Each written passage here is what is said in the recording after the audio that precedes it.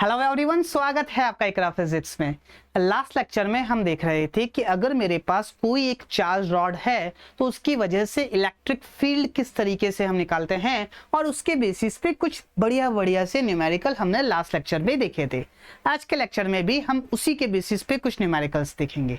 Okay, तो बिना किसी देरी के स्टार्ट करते हैं आज का हमारा खूबसूरत सा लेक्चर। सबसे पहले फटाफट 2 मिनट के अंदर रिवाइज कर लेते हैं कि लास्ट लेक्चर में हमने क्या बात पढ़ी थी। हमने ये बात पढ़ी थी कि अगर मेरे पास कोई इस तरीके से यूनिफॉर्मली चार्ज रॉड है तो इसकी वजह से अगर मुझे r डिस्टेंस दूर इलेक्ट्रिक फील्ड निकालनी है, सबसे पहला काम क्या करो, इस पॉइंट को दोनों एंड से जोड़ दो। ठीक है, और ये जो एंगल आप ले रहे हो, एक को अगर एंटी क्लॉकवाइज ले रहे हो तो दूसरे को आप क्लॉकवाइज लीजिए, और इस पॉइंट के ऊपर जो इलेक्ट्रिक फील्ड होगी उसके 2 कंपोनेंट होंगे। इस कंपोनेंट को हमने कहा ई परपेंडिकुलर। क्या कहा? E perpendicular. क्यों? क्योंकि वायर के परपेंडिकुलर डायरेक्शन में है, और इसकी वैल्यू कितनी है, के लैम्डा बाई आर। इसकी लीनियर चार्ज डेंसिटी मुझे अगर गिवन में है lambda, k lambda by r sine theta 1 plus sine theta 2। ये मेरे पास इलेक्ट्रिक फील्ड होगी, और दूसरी इलेक्ट्रिक फील्ड होगी वो होगी पैरेलल डायरेक्शन में। लेट्स से अभी के लिए मैं इसको इस डायरेक्शन में बना रहा हूं, और इसकी वैल्यू कितनी होगी, k lambda by r cos theta 1 minus cos theta 2। और क्या बात कही थी हमने कि दोनों के आगे लगा दो मॉड। किसको थीटा 1 मानना है, किसको थीटा 2 मानना है, इसकी झंझट ही खत्म। दोनों के आगे लगा दो मॉड। ये जो वैल्यूज है ये हमको सिर्फ और सिर्फ मैग्नीट्यूड बताएगा। डायरेक्शन के लिए आप क्या करो, ई परपेंडिकुलर अगर आपको निकालना है तो अगर ये पॉजिटिवली चार्ज रॉड है तो अवे फ्रॉम द रॉड, और अगर नेगेटिवली चार्ज रॉड है तो टूवर्ड्स द रॉड। और पैरेलल डायरेक्शन में ऊपर होगा या नीचे होगा, ये कैसे निकालोगे कि जिस तरफ मेरे पास लेंथ ज्यादा है, मतलब जिस थीटा की वैल्यू ज्यादा है, अगर ये रॉड पॉजिटिवली चार्ज्ड है तो उसके अपोजिट डायरेक्शन में, मतलब अगर ये पॉजिटिवली चार्ज रॉड है और अगर थीटा 1 ज्यादा है तो इस डायरेक्शन में, और अगर ये नेगेटिवली चार्ज रॉड है और अगर थीटा 1 ज्यादा है तो इसी डायरेक्शन में मेरे पास इलेक्ट्रिक फील्ड होगी। ये सारी बातें हमने लास्ट लेक्चर में की थी। और क्या बात करी थी कि अगर मेरे पास इनफाइनाइट रॉड है तो थीटा 1 और थीटा 2 दोनों मेरे पास 90 डिग्री हो जाएंगे, और अगर सेमी इनफाइनाइट रॉड है तो दोनों में से कोई एक एंगल मेरे पास 90 डिग्री होगा। और इस तरीके से हमने कुछ न्यूमेरिकल्स इसके ऊपर सॉल्व किए थे। ओके, तो चलिए आगे बढ़ते हैं और कुछ और न्यूमेरिकल्स इससे रिलेटेड हम देखते हैं। चलिए आज का सबसे पहला न्यूमेरिकल क्या है समझते हैं। क्या बोला है कि मेरे पास सिचुएशन कुछ इस तरीके से है कि एक इलेक्ट्रॉन है जिसका मास है m, और वो रिवॉल्व कर रहा है around an infinite charged wire eight fixed radius r with a constant speed. Find the time period of revolution. Lambda is linear charge density of wire. Basically situation क्या है कि मेरे पास एक इनफाइनाइट वायर है, और इस इनफाइनाइट वायर की linear charge density, इसके ऊपर जो चार्ज डिस्ट्रीब्यूटेड है वो यूनिफॉर्मली डिस्ट्रीब्यूटेड है, और लीनियर चार्ज डेंसिटी मुझे गिवन में है लैम्डा। और मुझे क्या बात बोली है कि एक इलेक्ट्रॉन है, और ये जो इलेक्ट्रॉन है इस वायर के चारों तरफ रिवॉल्व कर रहा है। कुछ इस तरीके की सिचुएशन है कि फॉर एग्जांपल ये मेरे पास चार्ज्ड वायर है और इसके चारों तरफ आर रेडियस के अंदर एक इलेक्ट्रॉन रिवॉल्व कर रहा है। तो मुझसे सवाल में ये बात पूछी है कि इस इलेक्ट्रॉन के रिवॉल्यूशन का टाइम पीरियड क्या होगा। अब सवाल ये उठता है कि अगर ये इलेक्ट्रॉन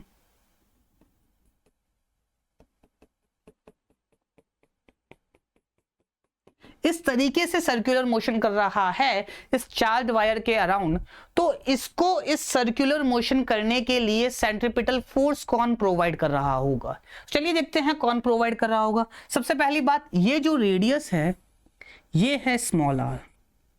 अब बात को जरा गौर से समझो।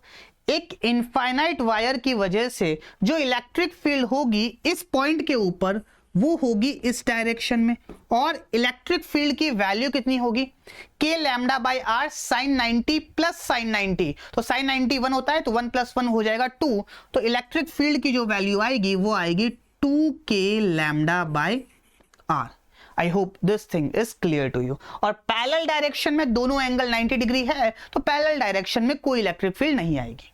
अब क्योंकि ये नेगेटिवली, इलेक्ट्रॉन का चार्ज कैसा होता है, नेगेटिव चार्ज होता है, क्योंकि ये नेगेटिवली चार्ज है मेरे पास इलेक्ट्रॉन, तो इसके ऊपर जो फोर्स लग रहा होगा वो इलेक्ट्रिक फील्ड के अपोजिट डायरेक्शन में लग रहा होगा, तो इसके ऊपर एक इलेक्ट्रोस्टैटिक फोर्स लग रहा होगा विच इज E इंटू ई, इस डायरेक्शन में। और अगर आपको ये बात दिख रही है कि जो रेडियल डायरेक्शन में फोर्स है वो इकलौता फोर्स कौन सा है, इलेक्ट्रोस्टैटिक फोर्स, तो क्या मैं ऐसा बोल सकता हूं क्या कि यही इलेक्ट्रोस्टैटिक फोर्स इसको सेंट्रीपिटल फोर्स प्रोवाइड कर रहा होगा।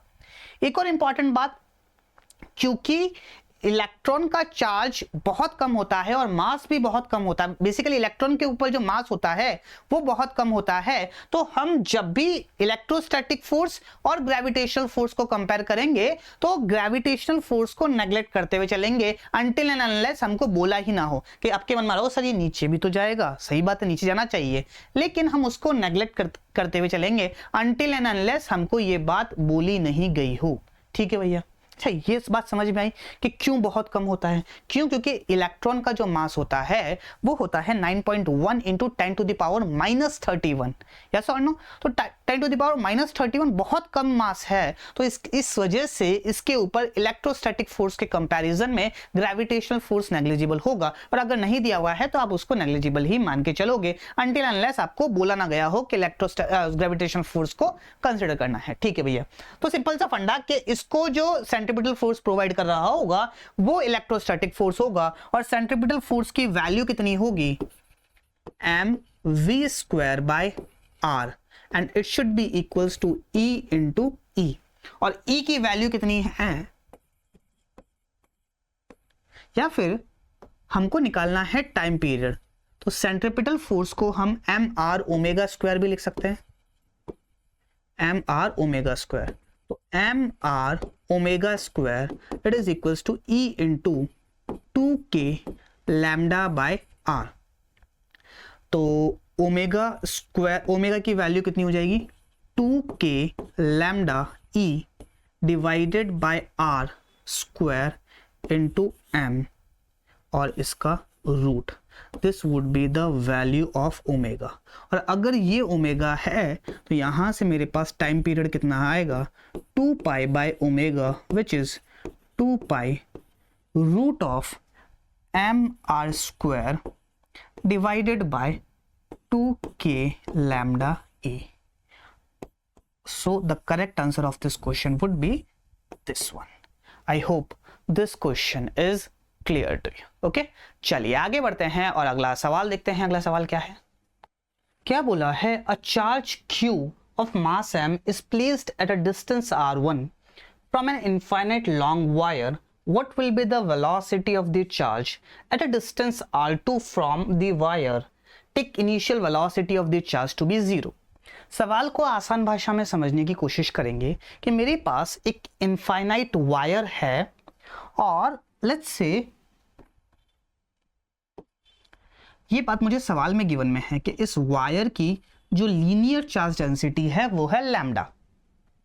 अब मुझसे सवाल में क्या बात बोली है कि यहां से इस वायर से r1 डिस्टेंस दूर एक पार्टिकल रखा हुआ है जिसके ऊपर चार्ज q है और इसका मास मेरे पास m है। अब मुझसे सवाल में ये बात पूछी है कि जब इस चार्ज का, इस पार्टिकल का इस वायर से डिस्टेंस r2 हो जाएगा तब इसकी वेलोसिटी बताओ। अब सवाल उठता है कि सर ये तो आराम से रखा हुआ है, इसका इस वायर से डिस्टेंस चेंज क्यों होगा?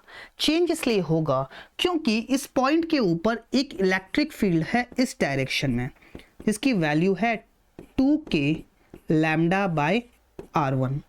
यस और नो? बिल्कुल सही बात। इसकी वजह से क्या होगा कि ये आगे बढ़ेगा, ये आगे बढ़ेगा, चार्ज रेस्ट पे है, इसके ऊपर इलेक्ट्रिक फील्ड है इस डायरेक्शन में, तो इसके ऊपर फोर्स भी इसी डायरेक्शन में लगेगा और इसकी वजह से ये इस डायरेक्शन में मूव करने लगेगा। तो जैसे ही इस डायरेक्शन में मूव करता करता करता करता जब इससे डिस्टेंस मेरे पास r2 हो जाएगा, तब मुझसे सवाल में ये बात पूछी है कि इस पार्टिकल की वेलोसिटी क्या होगी।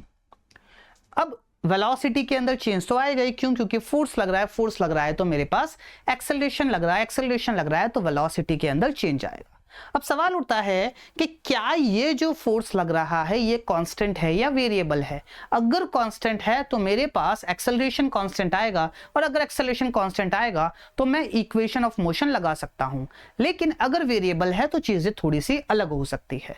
तो अगर आप गौर से देखो तो किसी भी r के ऊपर एक जनरल पॉइंट मैं ले रहा हूं, किसी भी r के ऊपर अगर मेरे पास पार्टिकल रखा हुआ है जिसके ऊपर चार्ज q और मास m है, तो इसके ऊपर जो फोर्स लग रहा होगा वो लग रहा होगा 2k lambda by r into Q। This is electric field, electric field into charge would be force. तो अगर आप गौर से देखो तो जैसे जैसे इस वायर से डिस्टेंस चेंज हो रहा है वैसे वैसे फोर्स भी चेंज हो रहा है। तो फोर्स मेरे पास कांस्टेंट नहीं है, क्यों? क्योंकि ये जो R है ये वेरिएबल है। आप इसको और एग्जैक्टली ऐसे भी बोल सकते हो, जैसे जैसे R बढ़ रहा है वैसे वैसे फोर्स मेरा डिक्रीज हो रहा है। ठीक है भैया, अब बात को जरा गौर से समझेंगे कि फोर्स मेरे पास वेरिएबल है तो एक्सेलरेशन भी वेरिएबल होगा, और एक्सेलरेशन अगर वेरिएबल होगा तो हम क्या करेंगे, हम हमारा लगाएंगे रामबाण।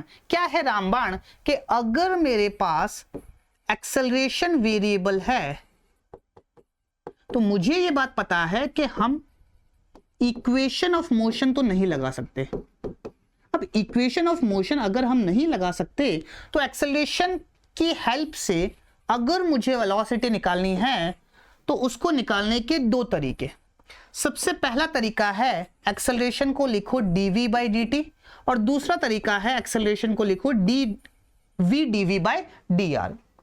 ये कब लिखते हैं? जब हमारे पास acceleration as a function of time आता है। और ये कब लिखते हैं? जब हमारे पास acceleration as a function of position आता है। तो अगर हम गौर से देखें कि इस केस में मेरा जो एक्सेलरेशन आ रहा है वो होता है force divided by mass. Force कितना आया? 2k lambda q divided by r, और एक मास यहां पे आ जाएगा। अगर आप गौर से देखो तो acceleration as a function of position आया। भैया r क्या है? पोजीशन ही तो है। तो acceleration as a function of position आया तो हम इसको dv बाई dt नहीं लिखेंगे, इसको लिखेंगे v dv बाई dr। चलिए लिखते हैं v dv by dr it is equals to 2k lambda q divided by mr। dr को उधर ले जाओ, v dv it is equals to 2k lambda divided into q divided by m into dr by r। दोनों तरफ integration कर दो। जब r की वैल्यू r1 थी, इनिशियल पोजीशन क्या थी? r1, तब इसकी वेलोसिटी क्या थी? 0। क्यों? क्योंकि मुझे सवाल में ये बात बोल रखी है take initial velocity of charge to be 0। तो इनिशियली ये r1 पे था, तब इसकी वेलोसिटी कितनी थी? 0। जब मेरे पास ये r2 पे पहुंच जाएगा तो इसकी वेलोसिटी क्या होगी? तो ये बनेगा v square by 2 it is equals to 2k lambda q by m। 1 by r का जो इंटीग्रेशन होता है वो होता है ln r, r1 से लेके r2 तक। तो v square it is equals to 4k lambda q divided by m। अब जरा गौर से देखो, सबसे पहले अपर लिमिट पुट करूंगा तो ये बनेगा ln r2 minus lower limit put करूंगा तो ln r1। तो log m minus log n क्या होता है? log m by n। तो इसको मैं ऐसे लिख सकता हूं ln r2 by r1। This is v square, और अगर मुझे v की वैल्यू लिखनी है तो वेलोसिटी हो जाएगी इसका root. This would be the velocity जब ये यहां से r2 डिस्टेंस के ऊपर होगा। I hope this question is clear to you. Okay, चलिए आगे बढ़ते हैं और अगला सवाल देखते हैं। अगला सवाल क्या है? क्या बोला है? A charged semi infinite rod having linear charge density lambda is placed on the axis of a charge ring as shown, find the electric force on the wire due to the ring.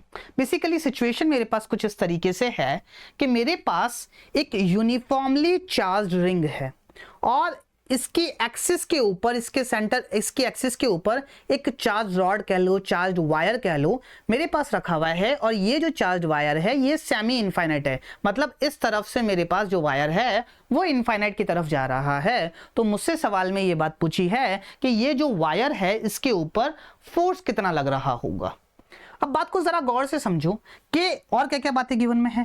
ये जो wire है इसकी linear charge density मुझे given में है lambda, और क्या बातें गिवन में है, इसके ऊपर जो चार्ज है वो है पॉजिटिव और यूनिफॉर्मली डिस्ट्रीब्यूटेड है। कितना टोटल चार्ज है? टोटल चार्ज है Q, और इस रिंग की जो रेडियस है वो है R। ये बातें आपको सवाल के अंदर ही गिवन में है। अब बात को जरा गौर से समझेंगे कि अगर मुझे इस रॉड के ऊपर फोर्स निकालना है तो जरा गौर से समझो कि इस रिंग की वजह से इस रॉड के ऊपर इलेक्ट्रिक फील्ड कितनी लग रही होगी, अलग अलग पॉइंट के ऊपर वो निकाल लेता हूं। उससे क्या होगा कि इलेक्ट्रिक फील्ड अगर मुझे पता चल जाएगी तो मुझे क्या पता चल जाएगा कि उसके ऊपर फोर्स कितना लग रहा है। लेकिन दिक्कत क्या है कि इस पॉइंट पे इलेक्ट्रिक फील्ड अलग होगी, इस पॉइंट पे इलेक्ट्रिक फील्ड अलग होगी, इस पॉइंट पे अलग इलेक्ट्रिक फील्ड अलग होगी। मतलब इलेक्ट्रिक फील्ड वेरी कर रही है, मतलब फोर्स वेरी कर रहा है। और जब भी फोर्स वेरी करे, इलेक्ट्रिक फील्ड वेरी करे, तो क्या करो, एलिमेंट मान लो। जब भी कोई चीज वेरी करे तो एलिमेंट मान लो। तो मैंने क्या किया, इसके सेंटर से x डिस्टेंस दूर जाकर dx का एक छोटा सा एलिमेंट मान लिया। इसकी जो विड्थ है वो है dx, और इसके ऊपर जो छोटा सा चार्ज है वो है dq। अब dq को मैं क्या लिख सकता हूं, लैम्डा इंटू dx। इस रिंग की वजह से इसके सेंटर से x डिस्टेंस दूर जो इलेक्ट्रिक फील्ड होगी उसका डायरेक्शन मेरे पास ये होगा। क्योंकि ये जो चार्ज है ये पॉजिटिव है, तो इस चार्ज के ऊपर जो फोर्स लग रहा होगा वो भी इस डायरेक्शन में होगा। अब ये फोर्स कितना होगा, ये फोर्स अगर इस छोटे से फोर्स को, छोटे से एलिमेंट के ऊपर जो इलेक्ट्रिक फील्ड है इसको अगर मैं DE लिखता हूं, तो इस छोटे से एलिमेंट के ऊपर जो फोर्स होगा वो होगा DF। तो DF मेरे पास क्या होगा, DF मेरे पास होगा DQ इंटू DE। यस और नो? DQ मेरे पास तो DQ ही है, या फिर लैम्डा इंटू DX लिख सकता हूं, लैम्डा इंटू DX। और DE कितना होगा, DE बोले तो इस रिंग की वजह से इस छोटे से चार्ज के ऊपर इलेक्ट्रिक फील्ड, तो वो क्या होगा कि इसके ऊपर चार्ज इनटू इस पॉइंट चार्ज का distance which is x divided by x square plus r square की पावर 3/2। अगर मुझे इस पूरी रॉड के ऊपर फोर्स निकालना है तो ऐसे छोटे छोटे एलिमेंट मानो, और सब के ऊपर अगर आप फोर्स देखोगे तो सब के ऊपर जो फोर्स आएगा वो इसी डायरेक्शन में होगा। तो सारे फोर्सेस को सिंपली ऐड कर दो। सिंपली ऐड करने का मतलब इंटीग्रेशन। तो टोटल फोर्स के लिए क्या करना पड़ेगा, इंटीग्रेशन करना पड़ेगा। इंटीग्रेशन के लिए सबसे पहली बात क्या क्या बाहर आ जाएगा, KQ लैम्डा बाहर आ जाएगा, x dx divided by x square plus r square की पावर 3/2 लिमिट। अब सबसे पहला एलिमेंट कहां मानोगे, x इक्वल्स टू 0 पे, और लास्ट एलिमेंट कहां मानोगे, x इक्वल्स टू इंफिनिटी पे। तो जो मेरे पास लिमिट आएगी वो आएगी 0 से लेके इंफिनिटी तक। चलिए भैया, अब जब भी आपके पास इस तरीके की कोई चीज आई, ये आप मैथमेटिक्स के अंदर पढ़ते हो कि ऊपर आ रहा है x dx और नीचे आ रहा है x square plus r square की पावर 3/2, या फिर कोई भी पावर हो सकती है। तो ऐसे केसेस में आप क्या करोगे, एक नया वेरिएबल मानोगे, और किसको मानोगे, x square plus r square को आप मानोगे टी स्क्वायर। ऐसा मानने के पीछे कारण क्या है, अभी धीरे धीरे समझ में आ जाएगा। देखो, इसको अगर मैं डिफरेंशिएट करूं विद रिस्पेक्ट टू टी, तो ये sorry with respect to x, तो ये कितना हो जाएगा 2x। ये आर स्क्वायर तो कांस्टेंट है, क्यों? क्योंकि इस रिंग की जो रेडियस है वो तो मुझे गिवन में है, जो गिवन में है वो मेरे पास कांस्टेंट है, तो इसका डिफरेंशिएशन हो जाएगा 0। इसका डिफरेंशिएशन हो जाएगा 2t dt by dx। Yes और नो? ये dx इस तरफ चला जाएगा, तो मैं इसको ऐसे लिख सकता हूं कि 2x dx it is equals to 2t dt। इससे ये गया तो x dx मेरे पास आ जाएगा t dt। ठीक है भैया, अब देखो इस x dx को मैं t dt लिख सकता हूं, x square plus r square को लिख सकता हूं t स्क्वायर, तो नीचे बन जाएगा t क्यूब। यस और नो? बिल्कुल सही बात। तो ओवरऑल मेरे पास क्या बना, फोर्स जो निकल के आया वो निकल के आया integration of T D T divided by, इसको क्या लिख सकता हूं टी स्क्वायर, तो ये बनेगा टी क्यूब, तो it will be integration of d t by t square. Yes और नो? बिल्कुल सही बात। अब यहां से आगे आप दो तरीके से सॉल्व कर सकते हो। कैसे? अगेन टी की वैल्यू पुट कर दो x square plus r square और वैसे सॉल्व कर लो और लिमिट लगा दो 0 से लेके इन्फिनिटी, या फिर टी की लिमिट आप लिख सकते हो। कैसे? जब x की वैल्यू 0 थी, जब x की वैल्यू 0 थी तो यहां पे जो t की वैल्यू आएगी वो आएगी r। यस और नो? और जब x की वैल्यू मेरे पास इनफाइनाइट हो गई तो मेरे पास t की वैल्यू भी कितनी हो गई, इनफाइनाइट। यहां पे x की वैल्यू इनफाइनाइट पुट करो तो t की वैल्यू भी मेरे पास कितनी हो जाएगी, infinite. I hope this thing is clear to you. ठीक है, तो यहां पे आप लिमिट पुट कर दो, कहां से लेके कहां तक, r से लेके इनफाइनाइट तक। ठीक है भैया, अब इसका इंटीग्रेशन, तो 1 बाई टी स्क्वायर, तो t की पावर -2, तो t की power -2 plus 1 divided by -2 plus 1 r से लेके इनफाइनाइट, तो ये कितना हो जाएगा -1 बाय टी r से लेके इनफाइनाइट। तो फोर्स मेरे पास जो निकल के आएगा, अपर माइनस बाहर ले लो, सबसे पहले अपर लिमिट पुट करो, 1 बाई इनफाइनाइट होता है 0 माइनस 1 बाई r। ठीक है भैया, तो फोर्स मेरे पास कितना आ जाएगा 1 बाई r। अच्छा, ये तो आया इसका इंटीग्रेशन, मतलब ये जो हमने लिखा इसका इंटीग्रेशन। इसके साथ साथ ये के क्यू लैम्डा भी आ रहा होगा, तो यहाँ पे के क्यू लैम्डा भी आएगा, ये भी आएगा, ये भी आएगा, ये भी आएगा और यहाँ पे भी आएगा। तो यहाँ पे जो मेरे पास k q lambda divided by r, this would be the force. I hope this thing is clear to you. बात समझ में आई ना, कि हमने इसको रिप्लेस करके सिर्फ और सिर्फ ये लिख दिया, ये के क्यू लैम्डा तो रह ही गया, तो k q lambda divided by r, this would be the force acting on the rod. I hope this question is clear to you. अब इसी चीज को आप एक और तरीके से सोच सकते थे। कौन से तरीके से समझने की कोशिश करेंगे? हमने क्या निकाला कि ये जो चार्ज्ड रिंग है इसकी वजह से इस रॉड के ऊपर कितना फोर्स लिखा। अब मुझे ये बात पता है कि जो भी फोर्सेस होते हैं वो पेयर्स में एग्जिस्ट करते हैं, मतलब इक्वल एंड अपोजिट होते हैं। तो अगर मैं इस रॉड की वजह से इस रिंग के ऊपर कितना फोर्स लग रहा है अगर मैं वो निकाल लूं, तब भी क्या मेरे पास आंसर सेम ही आएगा? क्यों? क्योंकि इक्वल एंड अपोजिट होंगे, तो मैग्नीट्यूड निकालना है तो मैग्नीट्यूड तो मेरे पास बिल्कुल सेम ही आना चाहिए। चलिए देखते हैं किस तरीके से होगी चीजें। अब बात को जरा गौर से समझेंगे।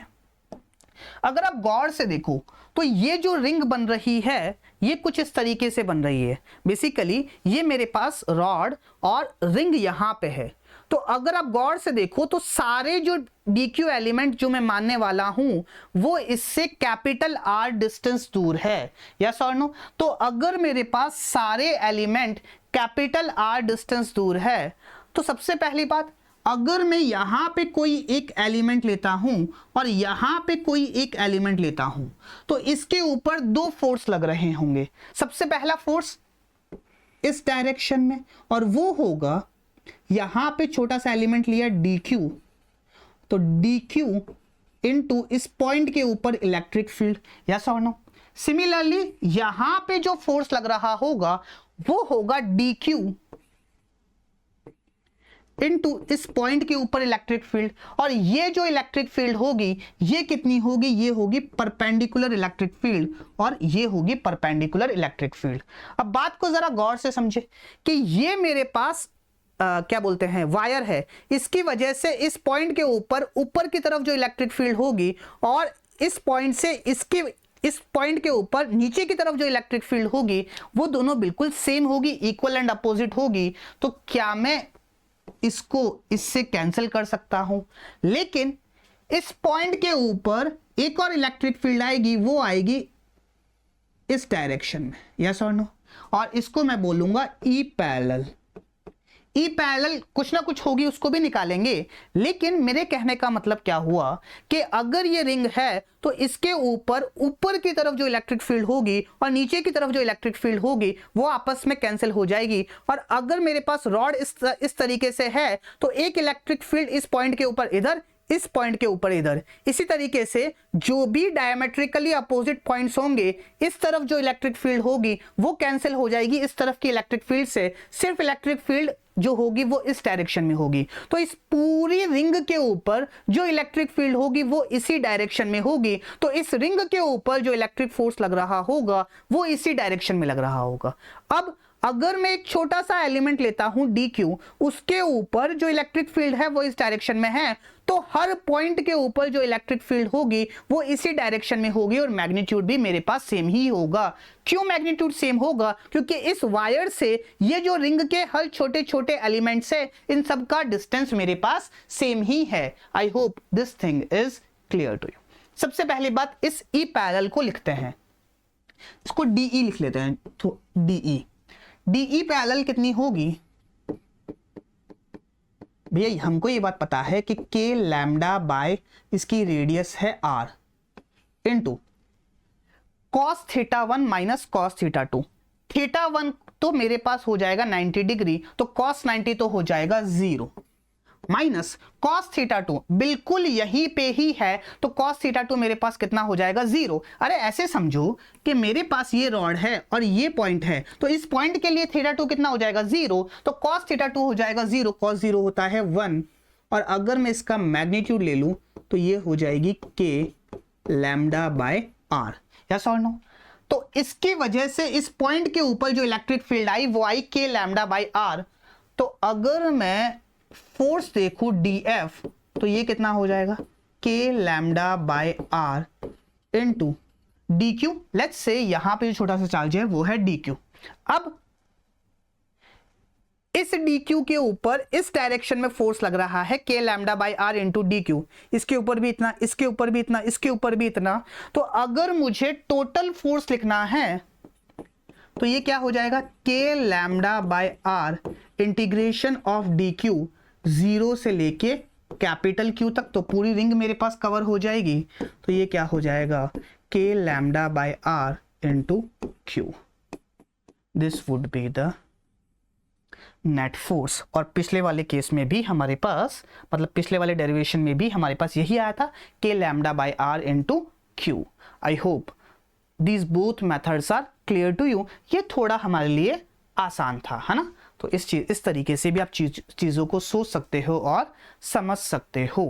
ठीक है, चलिए आगे बढ़ते हैं। और नेक्स्ट हमारे पास है, क्या सवाल है, सवाल को समझने की कोशिश करेंगे। क्या बोला है? A segment of charge wire of length L। आसान भाषा में सवाल समझा देता हूँ। मेरे पास क्या सवाल है कि मेरे पास एक वायर है जिसकी लेंथ L है, इसकी लीनियर चार्ज डेंसिटी है लैम्डा 2। ये एक वायर है जो कि इनफाइनाइट है, इसकी लीनियर चार्ज डेंसिटी है लैम्डा 1। इससे ए डिस्टेंस दूर रखा हुआ है। तो मुझसे सवाल में ये बात पूछी है कि ये इसके ऊपर और ये इसके ऊपर कितना फोर्स लगा रहे होंगे। I hope the question is clear to you. अब अगर आप गौर से देखो कि ये जो रॉड है ये इस तरीके से रखी हुई है कि इससे ये जो डिस्टेंस है ये कंटिन्यूअसली चेंज हो रहा है, और अगर डिस्टेंस कंटिन्यूअसली चेंज हो रहा है तो इलेक्ट्रिक फील्ड चेंज होगी, और इलेक्ट्रिक फील्ड चेंज होगी तो इलेक्ट्रिक फोर्स भी चेंज होगा। तो ऐसी सिचुएशन में हम क्या करते हैं, एक छोटा सा एलिमेंट मानते हैं। एलिमेंट किस तरीके से मानेंगे, मैं क्या करूंगा, यहां से x डिस्टेंस दूर जाके dx का एक छोटा सा एलिमेंट मानूंगा, dx लेंथ का एक छोटा सा एलिमेंट मानूंगा, और इसके ऊपर जो छोटा सा चार्ज होगा वो होगा dq, और ये कितना होगा लैम्डा 2 इंटू dx। क्यों, क्योंकि इसकी लीनियर चार्ज डेंसिटी कितनी है, लैम्डा 2। अब एक इनफाइनाइट रॉड की वजह से यहां से x डिस्टेंस दूर एक छोटा सा चार्ज रखा हुआ है dq, तो इसके ऊपर फोर्स कितना लग रहा होगा, क्या हम निकाल सकते हैं क्या, बिल्कुल निकाल सकते हैं। तो जो छोटा सा फोर्स होगा वो होगा df इनटू छोटा सा चार्ज dq, और उस पॉइंट के ऊपर इलेक्ट्रिक फील्ड dq, तो dq को मैं क्या लिख सकता हूं, लैम्डा 2 इंटू dx, और एक इनफाइनाइट वायर की वजह से x डिस्टेंस पे इलेक्ट्रिक फील्ड कितनी होती है, 2k लैम्डा बाई r। यहां पे लैम्डा कितना आ जाएगा, लैम्डा 1। 2 क्यों आएगा, क्योंकि sin 90 plus sin 90 will be 2। ठीक है भैया, तो ये कितना हो जाएगा, 2k लैम्डा 1 डिवाइडेड बाय, यहां पे डिस्टेंस कितना है, x, divided by x।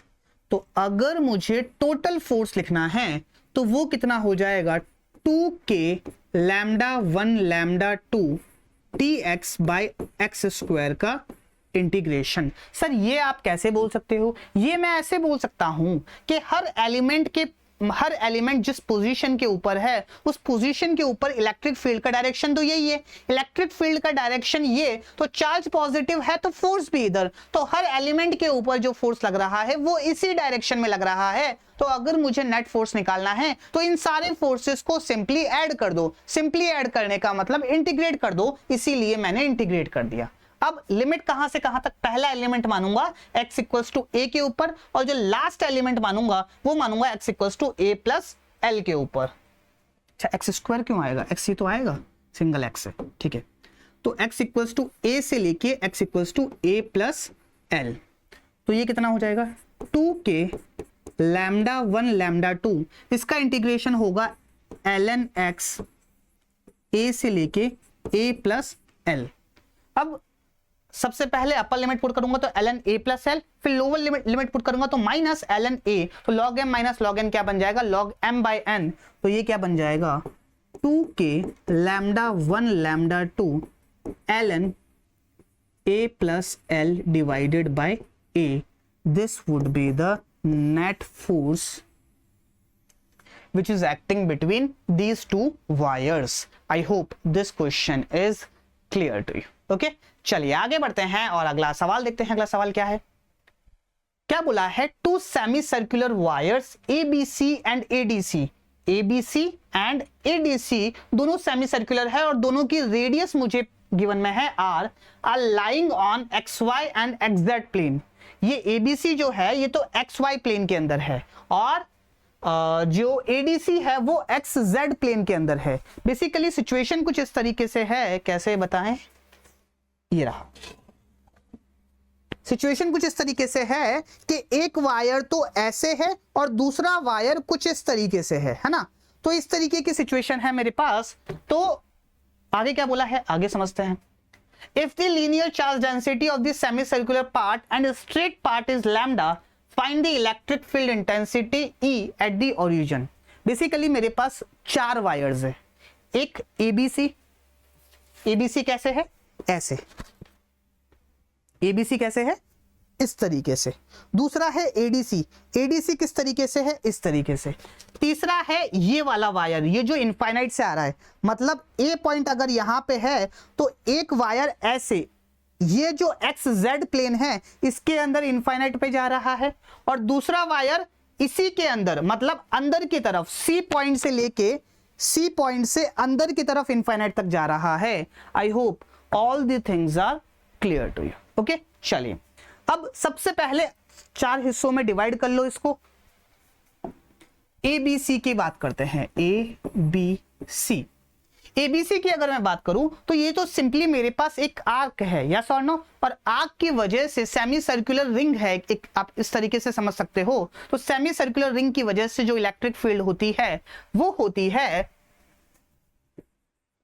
2k lambda by r into sine 180/2, क्योंकि सेंटर पे एंगल कितना बन रहा है 180 डिग्री, तो ये हो जाएगा साइन 90/2, सॉरी साइन 90, और साइन 90 होता है 1, तो ये हो गई 2k लैम्डा बाय आर। और इसका डायरेक्शन अगर मैं ओ पॉइंट को यहां पे बनाता हूं तो इसका डायरेक्शन होगा डाउनवर्ड डायरेक्शन में, और ये कितनी होगी 2k लैम्डा बाय आर। अब दूसरी जो इलेक्ट्रिक फील्ड है वो कुछ इस तरीके से है, ये ओ पॉइंट और मतलब दूसरा जो वायर है वो कुछ इस तरीके से है, तो इसकी वजह से भी जो इलेक्ट्रिक फील्ड आएगी वो आएगी 2k लैम्डा बाय आर ही, लेकिन इसकी वजह से जो इलेक्ट्रिक फील्ड आएगी वो अंदर की तरफ आएगी, तो अंदर की तरफ एक इलेक्ट्रिक फील्ड आएगी 2k lambda by r. I hope this thing is clear to you. क्यों अंदर की तरफ आएगी? हमने ये बात देखी है कि अगर मेरे पास वायर कुछ इस तरीके से है तो परपेंडिकुलर बाइसेक्टर इस तरीके से, और अगर ये जो चार्ज है ये पॉजिटिव है तो परपेंडिकुलर बाइसेक्टर और अवे फ्रॉम द रिंग, तो अंदर की तरफ मेरे पास इलेक्ट्रिक फील्ड आएगी और उसकी वैल्यू कितनी आएगी 2k लैम्डा बाय आर। ठीक है भैया, अब इस वायर की बात करते हैं।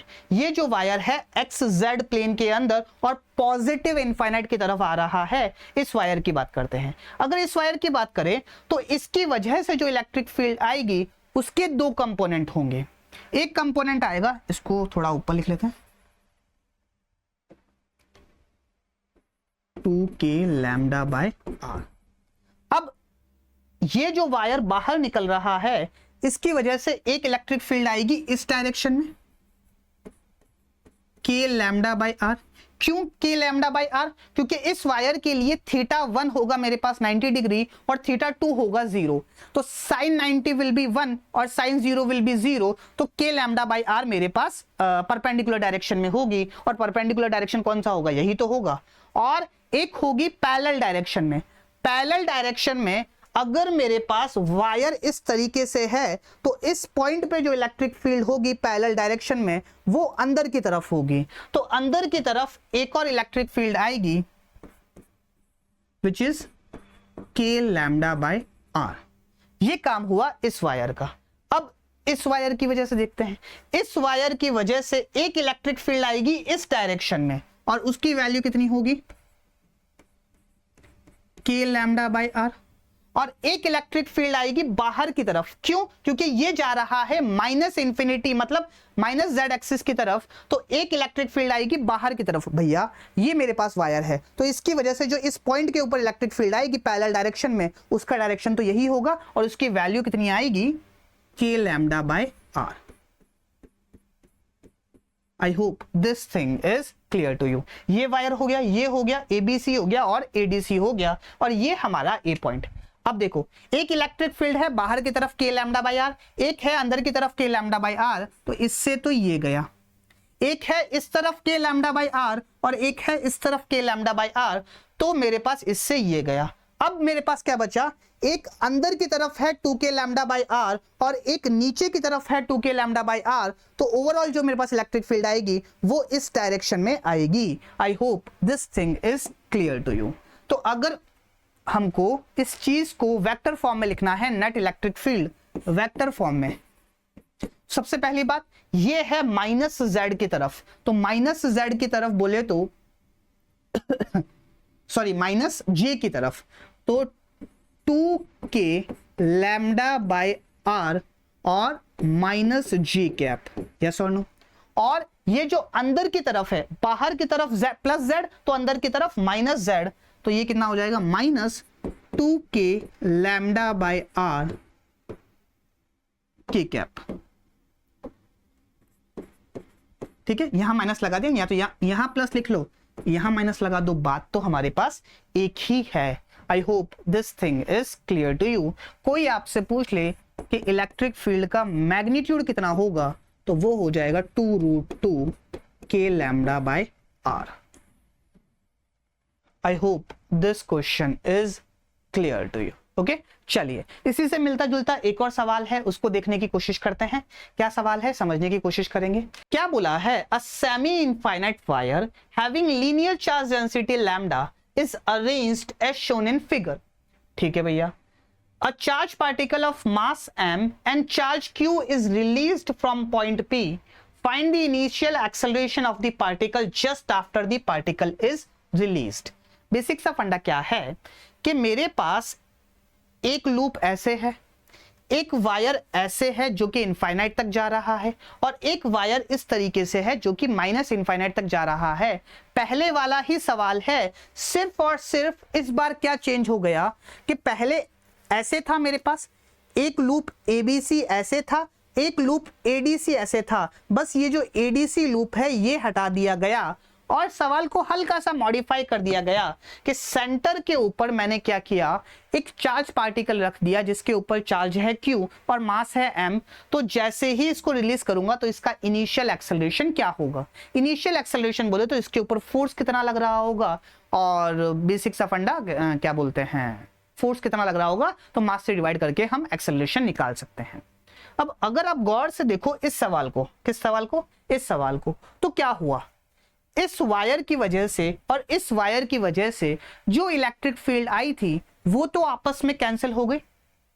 ठीक है भैया, इस वायर की वजह से और इस वायर की वजह से जो इलेक्ट्रिक फील्ड आई थी वो तो आपस में कैंसिल हो गई, सिर्फ और सिर्फ जो इलेक्ट्रिक फील्ड बची वो ABC और ADC की वजह से बची। तो क्या मैं सिमिलरली इसके अंदर भी ये बात बोल सकता हूं क्या कि इस वायर की वजह से और इस वायर की वजह से जो इलेक्ट्रिक फील्ड आएगी वो आपस में कैंसिल हो जाएगी, सिर्फ और सिर्फ इलेक्ट्रिक फील्ड बचेगी वो इस वायर की वजह से बचेगी, और इस वायर की वजह से इलेक्ट्रिक फील्ड का डायरेक्शन क्या होगा, डाउनवर्ड डायरेक्शन में, और कितनी होगी 2k लैम्डा बाय रेडियस कितनी है r। इस डायरेक्शन में मेरे पास इलेक्ट्रिक फील्ड आई तो क्या मैं ऐसा बोल सकता हूं क्या कि इसी डायरेक्शन में मेरे पास फोर्स आएगा, और फोर्स कितना होगा Q into electric field which is 2k lambda by r into charge कितना है Q, और इस डायरेक्शन में फोर्स आया तो इसी डायरेक्शन में मेरे पास एक्सेलरेशन आएगा which is force by mass which is equals to 2k lambda by r into Q by M. I hope this question is clear to you. Okay? तो ये कुछ सवाल थे जो कि रिलेटेड थे लीनियर चार्ज डेंसिटी। बेसिकली एक rod, एक यूनिफॉर्मली चार्ज रॉड अगर मेरे पास है तो उसकी वजह से इलेक्ट्रिक फील्ड, इलेक्ट्रिक फोर्सेस हमने निकालना सीखा। ये सारे सवाल इसी कॉन्सेप्ट के ऊपर बेस्ड थे। ओके तो आज के लिए इतना ही। That's it from my side for today. Thank you so much everyone. पढ़ते रहिए। All the best.